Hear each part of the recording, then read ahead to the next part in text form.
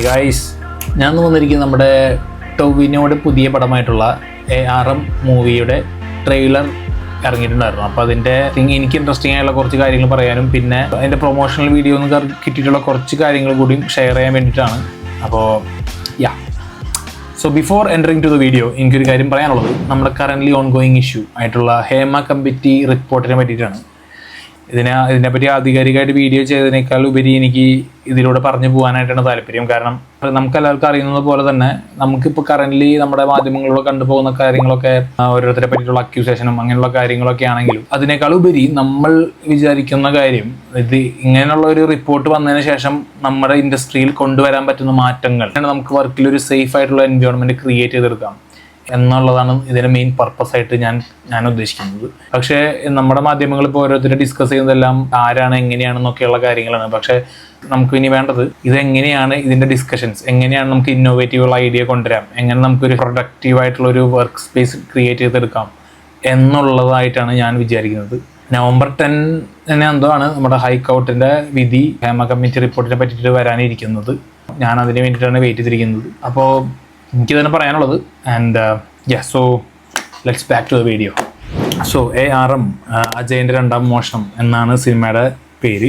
സിനിമയുടെ ഫസ്റ്റത്തെ കാര്യം, ഈ സിനിമ ഒരു mix of genres like romantic, action, fantasy, magical realism, adventure, treasure hunt, sci-fi, horror. So ഇത്രത്തോളം ഡെൻസ്ലി പാക്ഡ് ആയിട്ടുള്ളൊരു മിക്സ് ഓഫ് ജോണേഴ്സിൻ്റെ പടമായിട്ടാണ് പറയുന്നത്. അത് തന്നെ എനിക്ക് വളരെ ക്യൂരിയസ് ആയിട്ട് തോന്നി. എന്തായിരിക്കും ഇത്രയും പേരത് ഇവർ കൊണ്ടുവരാനിരിക്കുന്നത്?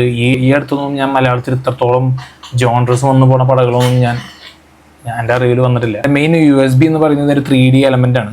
അപ്പോൾ അതിൽ കുറച്ച് ഇമ്മേഴ്സ് ആയിട്ടുള്ള എക്സ്പീരിയൻസ് കിട്ടാൻ വേണ്ടിയിട്ടും പിന്നുള്ളതിൻ്റെ ടൊവിനോ ക്യാരക്ടർ, ഇതിൽ 3 ക്യാരക്ടർ വന്നു പോകുന്നുണ്ട്. ഒരു വാരിയർ വരുന്നുണ്ട്, പിന്നെ ഒരു കള്ളൻ, പിന്നെ ഒരു ഷമാഷ്. അപ്പോൾ ഈ 3 ക്യാരക്ടറിലൂടെയാണ് ഈ പടം കടന്നു പോകുന്നത്. ഇതൊരു 300 വർഷത്തെ ടൈം സ്പാനിലൂടെയാണ് കഥ പോകുന്നത്. ഇതിൽ ആദ്യത്തെ ക്യാരക്ടറായുള്ള വാരിയറിൻ്റെ ക്യാരക്ടർ ഒരു വീര എന്ന ഭാവത്തിലൂടെയും, പിന്നെ കള്ളൻ്റെ ക്യാരക്ടർ ഒരു രൗദ്ര, പിന്നെ മൂന്നാമത്തെ ക്യാരക്ടർ ഒരു കരുണ എന്നുള്ള 3 ഭാവത്തിലൂടെയാണ്. അതൊക്കെ ട്രെയിലറിൽ നമുക്ക് വളരെ വ്യക്തമാണ്. കാരണം 3 ക്യാരക്ടറും കംപ്ലീറ്റ് ഡിഫറെൻ്റ് ആയിട്ട് തന്നെ നമുക്ക് മനസ്സിലാവുന്നുണ്ട്.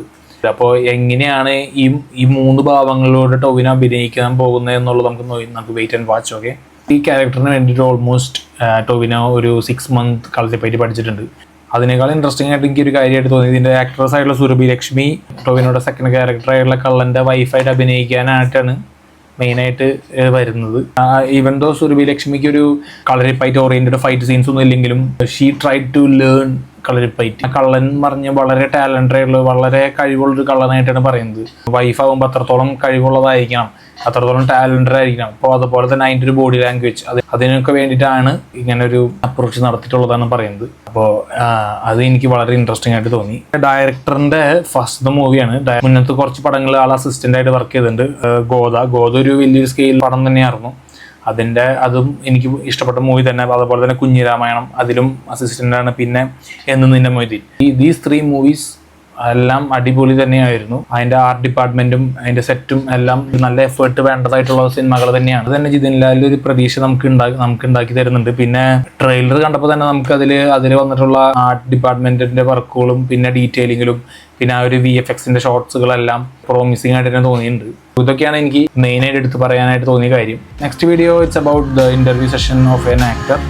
എനിക്ക് ഇഷ്ടപ്പെട്ട ഒരു ആക്ടറിനെ പറ്റിയിട്ടുള്ള ഒരു കംപ്ലീറ്റ് ഇൻ്റർവ്യൂ ഞാൻ കണ്ടുകൊണ്ടിരിക്കുകയായിരുന്നു. അപ്പോൾ അതെനിക്ക് വളരെ ഇൻട്രസ്റ്റിംഗ് ആയിട്ട് തോന്നി. നെക്സ്റ്റ് വീഡിയോ കാണാനായിട്ട് നിങ്ങൾ ഇപ്പോൾ തന്നെ സബ്സ്ക്രൈബ് ചെയ്യുക. So see you guys on next video.